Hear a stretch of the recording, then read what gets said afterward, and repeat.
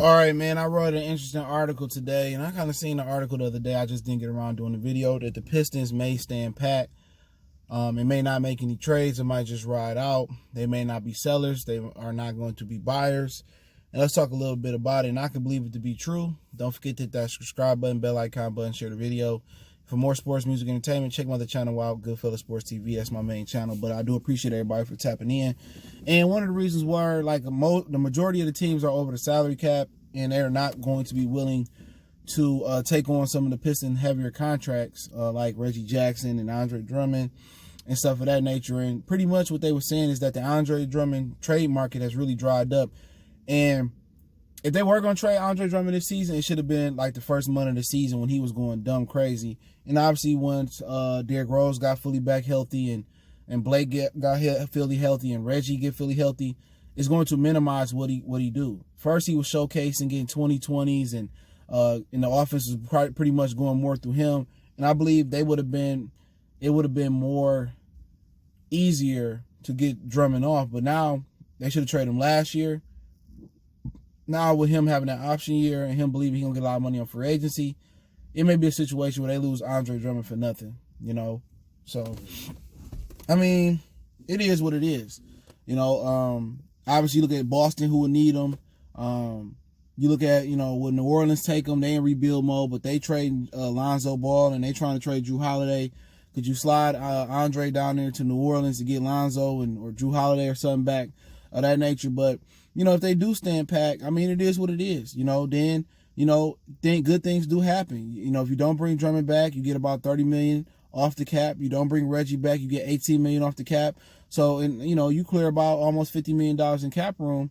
And then, you know, if Blake Griffin can look good down the stretch of the season, you move him. But going into 2020, 2021 season next year, the Pistons need to clear the cap, be bad, and try to get some of this new talent that's getting infused into the NBA. Right now, they one game out the playoffs versus Orlando, but they in the luxury cap. And is that what you want when you go over luxury tag, just to be an eighth, ninth, seventh seed, or if you miss 9, if you 9, you miss. But that's not what they want. This team has been poorly managed, has been poorly run, and that's a problem with most Detroit franchises. The Red Wings, since Mr. Illich died, and the Tigers ain't done much. And with Gores and Martha Ford, the ownership was wrong with the sports teams in Detroit.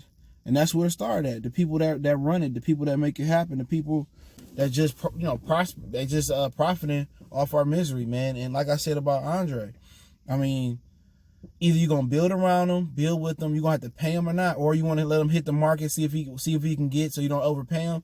That's smart. But either way, the Pistons win. Even though they should have collected assets and draft picks and younger players for like Drummond and Blake and guys of that nature. Let them keep doing what they gonna do. The Pistons been rebuilding on the fly for a very, very long time. The last high draft pick we really got, other than Darko, was Grant Hill, and they've been rebuilding so long and just retooling and shuffling the deck. They have never just blew it up and say, you know what, we're gonna get a proper team in here, a proper general manager that know what he's doing. We're gonna build through the draft, and then we're gonna put veterans around there, and we get our young talent booming. People seem to say, you know, like Rob B or something. People just, you know, there's no guarantee that building through the draft, you're going to have a great team, but you got hope. When you got a veteran team, Rod, let me speak to you. I like him too. When you got a veteran team like that, you know it's a ceiling with Reggie, Blake, and them. It's a ceiling. You know, they not going to get past the 6th seed probably. Probably they won't even get that high, but it's a ceiling. But when you look at a younger player like Karl Anthony Towns, Andrew Wiggins, all right, they may not get past the 6th seed, but it's easier to trade. Or they work hard and they keep getting better. Andre Drummond is probably as good as he's going to get right now. Blake Griffin, you already seen the best of him. Reggie Jackson, you seen the best of him. Derrick Rose, you seen the best of him. You may not seen the best of Devin Booker. You know, you hear me? You may not seen the best of DeAndre Ayton. You might not seen the best of Karl Anthony Towns and Andrew Wiggins. It's the potential and the growth when you can develop talent. That's the thing about a younger player. You know what I'm saying? One day Kobe, bam, he took off. One day Giannis, bam, he took off. See, Drummond and took off the way he's, that the most he gonna take off. Blake has took off the most. Reggie, Derek, they done. So if you get a younger squad, you know what I'm saying, and you able to develop them, and they get stronger, they learn to win, it's promised to go play with a younger squad, especially when they making a run. More people gonna want to come play with those younger guys. But right now, the Pistons don't make a trade. It don't bother me because a lot of salary coming off. But if they go out there and they bring back Drummond, they keep Dre, and they bring back Reggie, and they try to redo this thing again, it's just not gonna work. We rebuild with the going to work Pistons. You know what I'm saying? We rebuild on the fly after that. With Josh Smith and not Josh Smith and Ben Gordon and Charlie Villanueva. We tried to rebuild again. Then Stan Van Gundy came in here. He tried to rebuild again. At some point, you got to blow it up, man. Some point, you got to blow it up and get talent. The only way you bring a superstar to Detroit is through the draft.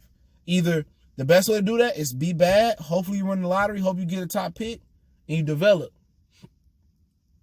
Or you can go down there from 10 to 15 and hope to get a Giannis, a McCollum. McCollum pretty good, but a Giannis, and you hope to develop. But the Pistons shown over the last 20 years, they suck at developing young talent. Remember, they let Tayshaun sit. I was just talking about this the other day with somebody. They let Tayshaun sit in a deep freezer. They only pulled Tayshaun out because they had no other answer for Tracy McGrady. Look, he can play. This is a guy that played for Tubby Smith at Kentucky for 4 years. Chris Miller sat on the bench. Spencer Dinwiddie sat on the bench even after he got healthy. One of the reasons Darko was depressed, because he was sitting on the bench his entire career.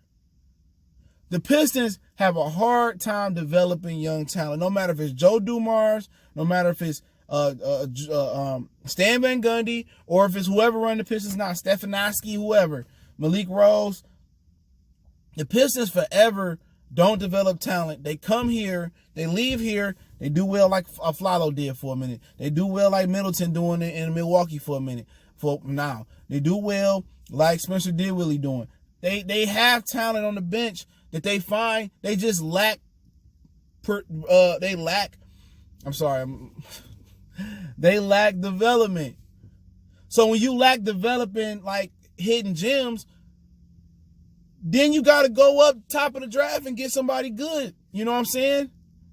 Where you can't really mess up a LeBron development. You can't really mess up an Anthony Davis development. They got to get to the top of the draft, and they got to execute. Philadelphia, they had a few misses. Nerlens Noel, they had to wait on Ben, Joel Embiid, Markelle Fultz. They got into the top 5 a couple times. They had a couple, but they kept trying.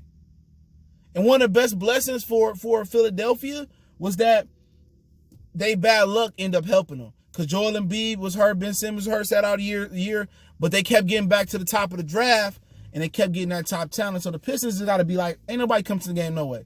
Be bad, get you an attraction in the draft, get you some young players, put 2 or 3 of those young players together. They learn to play for a minute, then veteran guys gonna want to play with them. And then you got it when they start being 7th, 8th, 6th seed, you get to that 15, 20 range in the draft, then you got to find those hidden gems. Look, Oklahoma City Supersonics, whatever the hell they was. KD, Russell Westbrook, James Harden. Later in the draft, they got Ibaka. Eventually, they got Adams down the road. You gotta have a plan. You know what I'm saying? But with them staying pat, they just want to be losers. Try something. It's try something different. It's like these people out here. Everyday life, people got a 9 to 5, and people scared to try something different because they so comfortable. Sometimes it's good to be uncomfortable and get out from under your comfort zone. And the Pistons so comfortable with just this BS they putting out on the court, this mediocrity. And some people every day, 9 to 5, scared to make a change. Don't be scared. You got to bet on yourself. You got to switch it up. If things ain't going right, if you ain't reaching your goals, you ain't got the car of your dreams, you ain't got the house of your dreams, or you ain't got the woman of your dreams, and you miserable, don't keep doing the same thing. You got to make a way. But hey, it is what it is, man. Let me know what y'all think about the Pistons staying packed. Don't forget we on Facebook, Instagram, Twitter. Reach out to the email if you got business, question, inquiry, sponsorship, video requests. And I'll leave that article from the free person in the description. Also, check my other channel, Wild Goodfellas Sports TV. If you want to make a donation, that link's in the description. Best way to donate, share the video. But I love to hear you guys' opinion. And they did fall to Boston last night. I did kind of watch that game. it is what it is. One time for the one time, we gone.